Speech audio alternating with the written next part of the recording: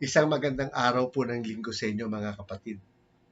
Muli po ay hayaan natin ang salita ng Diyos na mamunga sa ating buhay upang ang pagpapanibago ng Espiritu Santo ay mapasa atin. Ako po si Ruel Morales, kapatid ninyo sa pananampalataya. Naririto po tayo sa landas ng pag-asa.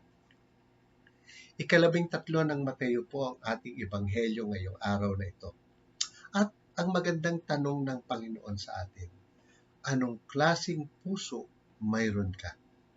Ang salita ba ng Diyos ay nananahan dyan at nagbubunga? Isang talinhaga ng maghahasik o sower, the parable of the sower, yan po ang ating pagninilayan ngayon. Mahaba ng konti yung ebanghelyo. Subalit hayaan niyong dun tayo sa bandang huli kung saan ipinaliwanag ng Panginoon ang ibig sabihin ng talinhagang ito. Sabi niya, merong isang maghahasik na sa kanyang paglalakad papunta sa kanyang bukid, ang kanyang mga binhi ay nalaglag sa iba't ibang parte ng daanan. At ito ang iba't ibang klase ng puso na mayroon ang bawat mananampalataya.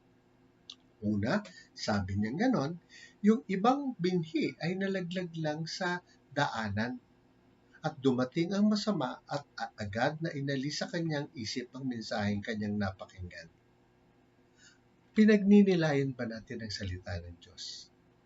O ito ay hinahayaan lang natin parang isang kwento, parang isang comics, o parang isang feed sa ating account. Pero dahil hindi natin ito pinagninilayan, nawawala lang ito. At ang kapangyarihan ng salita ay hindi napapasa puso natin. Pangalawa, mayroon namang mga binhi na nalaglag naman sa mabatong lupain. Alam niyo naman yung lupang mabato, matigas yun. No?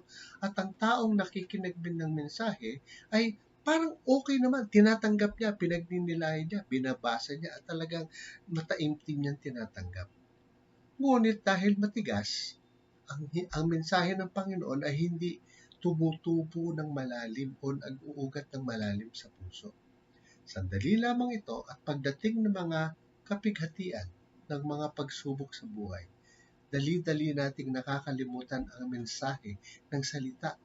At dahil dyan, hindi rin nagbubunga ng marami ang salita ng Diyos sa puso natin.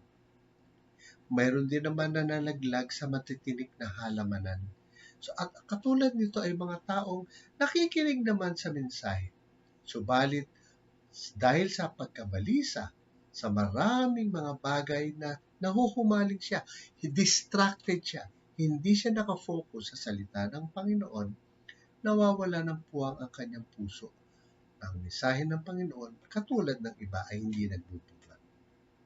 Mga kapatid, ang salita ng Diyos ay dapat manatili sa buhay natin, sa puso natin. Subalit may mga bagay na umaagaw sa espasyo ng Panginoon. Una, ating mga pagkabalisa o problema. Kapag dumating, nakakalimutan natin na pinangakuan tayo ng Panginoon ng kanyang kaligayahan. O pangalawa, marami tayong hinihingi sa buhay natin. Gusto natin marami tayong ma-acquire. Gusto natin marami tayong makuha. Ayaw natin ang kokonti lang.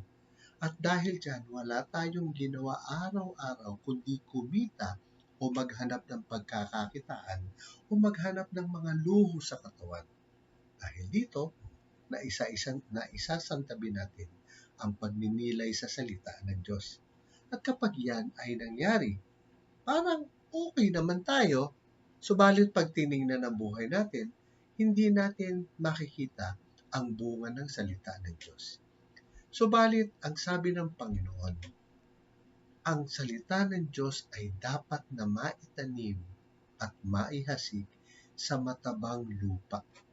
At ang matabang lupa ay kagaya ng isang puso na nakikinig sa salita ng Diyos, inuunawa ang mensahe ng Panginoon sa kanya, at dahil dito ay nagbubunga ng sagana ang salita ng Diyos sa buhay niya. At ang pagpapanibago o transformation ay nakikita sa kanyang pananalita, sa kanyang pamumuhay, sa kanyang pag-iisip, sa kanyang mga desisyon. Ang lahat ng ito, dahil nandun sa matabang lupa, ay namumunga ng kabutihan at kaluwalhatian at kabanalan ng ating Panginoon. Napakaganda nitong ginagawa natin araw-araw. Nagninilay tayo dito sa landas ng pag-asa. Nagbabasa tayo ng Biblia at tinatanong natin ang Espiritu Santo, ano ba ang sinasabi mo sa akin? At ano ba ang gusto mong gawin ko sa buhay ko? Mga kapatid, hindi tayo magkakaroon ng buhay na ganap kung ang buhay natin ay hindi nakasandal sa salita ng Panginoon. Ang yaman ay hindi natin madadala sa hukay. Ang talino ay hindi magiging tayo ang laging lamang sapagkat mayroong mas magaling sa atin. Ang anumang ating ginagawa ay ay temporary lang at hindi magiging permanente sa buhay nito. O kaya naman, ang ating mga problema, ang ating mga suliranin, ang ating mga iniisip na kung ano-ano na pagkabalisa, lahat ng yan ay kayang sakupin ng salita ng Diyos. Subalit dapat, ang salita ay hinahayaan mong mamunga sa puso. Kapag narinig mo ang salita ng Diyos, kapag narinig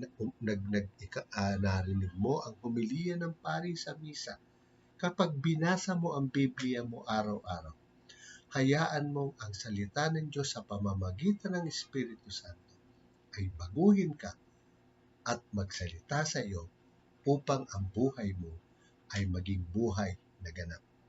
Sana po, ang maiksing pagninilay na ito ay magbigay sa iyo ng inspirasyon upang araw-araw hindi lamang basahin ang salita ng Diyos, kundi ito'y pagnilayan at hayaang magbunga sa ating mga buhay.